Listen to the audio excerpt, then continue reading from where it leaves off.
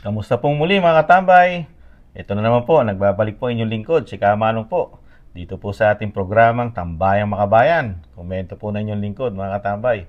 Ito po, mga katambay, syempre, as usual, ang media hindi pa rin nakatutok sa issue ng Commander-in-Chief. Dito pa rin po nakatutok sa mga Duterte, mga katambay. At least, pinahayag po ng media ang saloobin naman po ng Duterte. At least, kahit pa paano, nabigyan ng pansin yung saloobin po ng Duterte, lalo po ng Davao. Ang mayor po ng Davao, si Baste Duterte, ay naglabas po ng sama ng loob sa administrasyon po ng Bagong Pilipinas, mga katambay.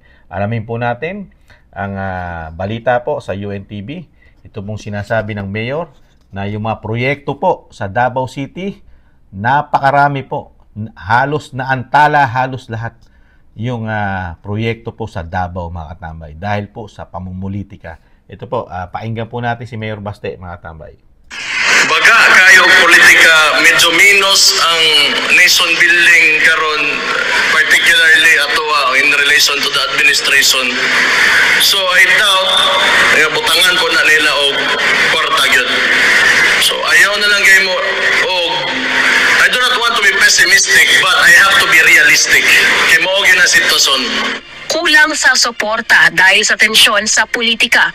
Ito ang nakikitang dahilan ni Davao City Mayor Baste Duterte kaya nadili ang pagpapatupad ng malalaking proyekto sa lungsod. Sa kanyang ikatlong State of the City Address noong August 6, inamin ni Mayor Baste na kulang ang tatanggap nilang suporta mula sa national government kaya naiipit ang iba nilang programa. Kabilang dito ang Waste to Energy Facility at Davao Public Transport Modernization Project. Ayon kay Mayor Baste, may nilagdaan ng kontrata at loan agreement para dito kaya nakapagtatakaan niya na hindi pa rin umuusad ang mga proyekto.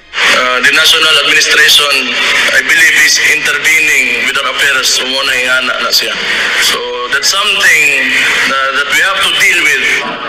Paniwala ni Mayor Duterte, nagsimula ang tensyon sa pagitan ng lungsod at Administrasyong Marcos na i-reshuffle at alisin ang ilang Davao Cups dahil sa ideklara niya war on drugs.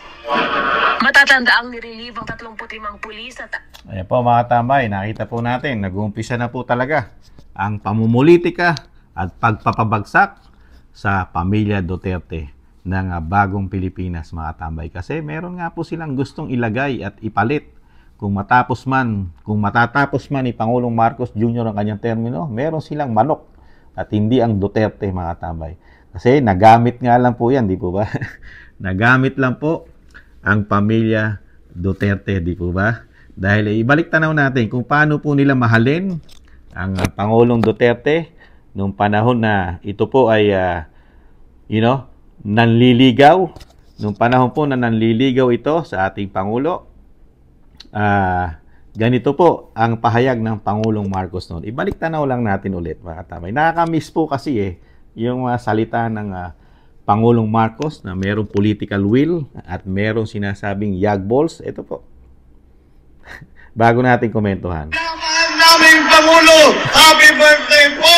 Kami ang buong madla ay nagpapasalamat sa iyo sa lahat ng iyong ginawa para sa aming minamahal na Pilipinas. Alam po namin ang sakripisyong pinagdaanan ninyo. Alam po namin ang lahat ng ginawa ninyo dahil sa pagmamahal sa taong bayan. Hindi po mababawi ang sa dami ng panahon ang inyong ginawa. Maraming salamat, Mr. President. Ito yung mga tambay, ha? Nakita nyo ang papuri ng President Marcos Jr. ngayon. Nung siya'y nililigawan niya pa ang dating Pangulong Duterte at siyempre ang Vice President Sara Duterte. Naka-unity po, no? Nakita nyo naman po. Talagang lahat po ng ginawa ng administrasyon ni Pangulong Duterte, puring-puri. At talagang sa dami raw ng ginawa na kabutihan sa ating mga kababayan at napapakinabangan ng mga Pilipino. Ano po ngayon sa tingin nyo ang ginagawa naman nung humahanga nung mga panahon na yon, hinahangaan niya ang dating Pangulong Duterte. Ngayon po, ano po sa tingin nyo ang ginagawa sa pamilya Duterte? At ibalik tanaw natin mga katambay, talagang sasama ang loob ng isang mayor. Dahil ito po, yung kanyang ama, nung time na presidente, hindi po masyadong tinutukan po yan. Yung Davao, di po ba? Hinuli niya yan eh. Di po ba? Hinuli niya ang mga programa dyan. Pati nga po yung sinasabing railway na pagbabago, di ba? Mag-immo-modernize na nila yung train, di ba? Di ba na-stop dahil walang pondo? Popondohan sana ng China yan eh, noong nakaraang taon, di po ba? Natatandaan nyo? Di ba? Ano ginawa ng administrasyon? Hindi hinarang nila, hindi nila pinapasok yung magpopondo, di ba? Kaya natigil po yung parang LRT po na magko-connect po ng Davao, ng Tagum, I think.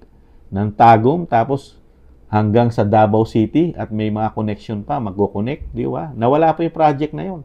At tama po yung sinasabi ni Mayor Baste na sa tingin niya, yung mga programa nakaset up na, may mga agreement na, may mga kasunduan na, may mga pirma na. Bakit hindi pa bigyan ng budget sa national? Kasi manggagaling ang budget sa national ng Bagong Pilipinas, mga tambay. Lalong-lalo sa Kamara ang magbabudget, mga tambay. Bakit? Dahil sa politika. Dahil alam naman natin na talagang sa ginagawa ng speaker, talagang tatakbo po ito sa 2028. Dahil ngayon lang tayo nakakita sa ating bansa na isang speaker, nagpapaka-DSWD. Hindi niya trabaho yan. Pero nakikita natin, lagi na lang nasa probinsya, ayuda ng ayuda. Ang tanong ni Kamanong, hindi kaya nagagamit sa ayuda yung pondo na dapat mga proyekto sa Davao?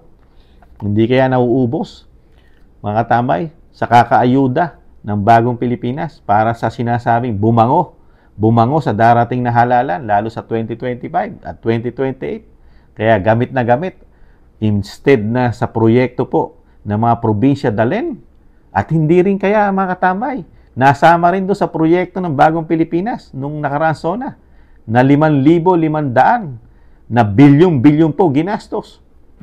Nalusaw lang po yata, mga katambay. Nawala na po. Nabangga po kasi na isang barko yun, di ba?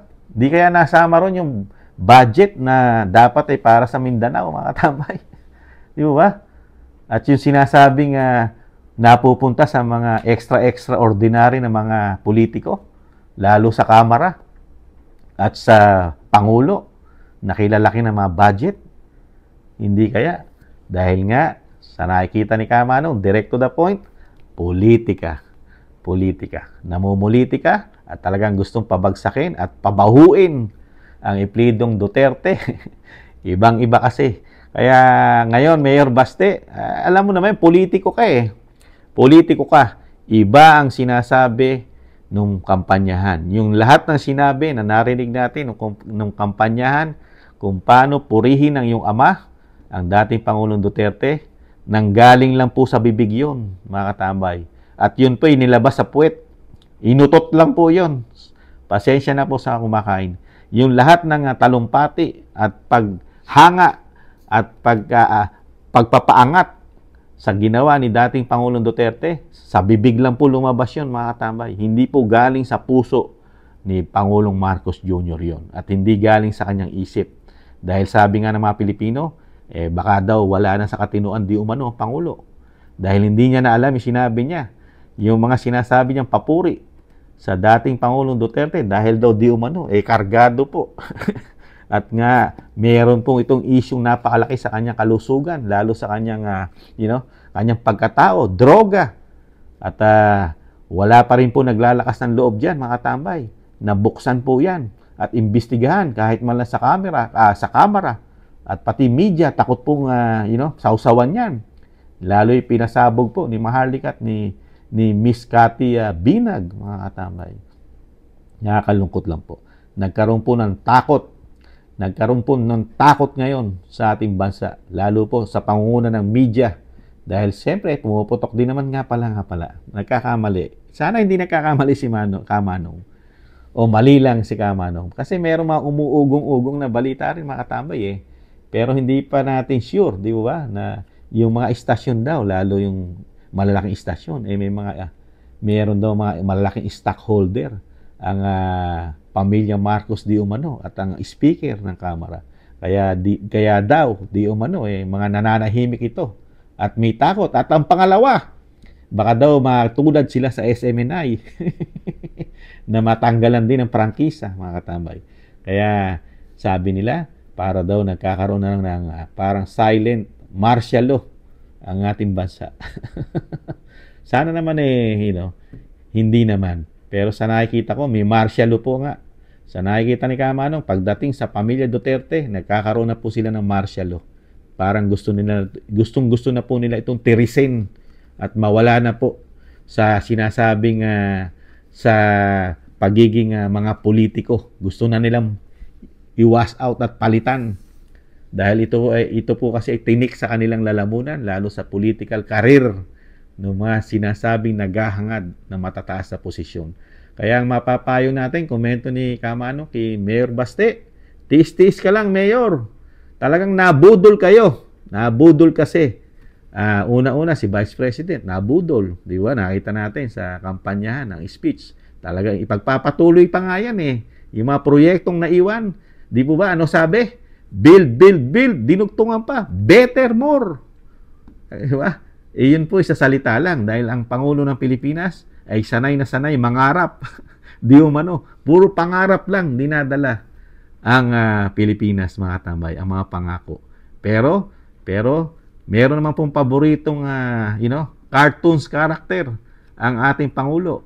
Ano po yun? Ito po yun. Let's bolt in!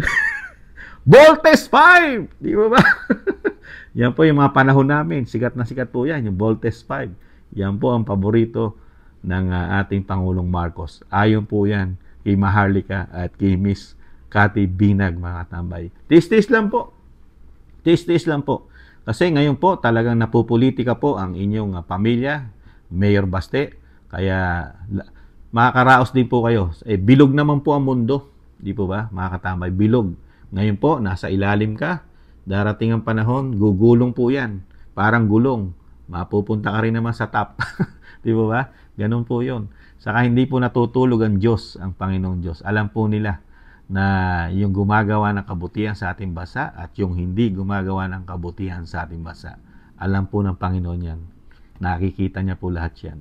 Muli po, si Katambay Manong, ganun po talaga ang buhay, lalo sa politika, weather lang, mga katambay. Paalam, ingatan nawa. Bye-bye.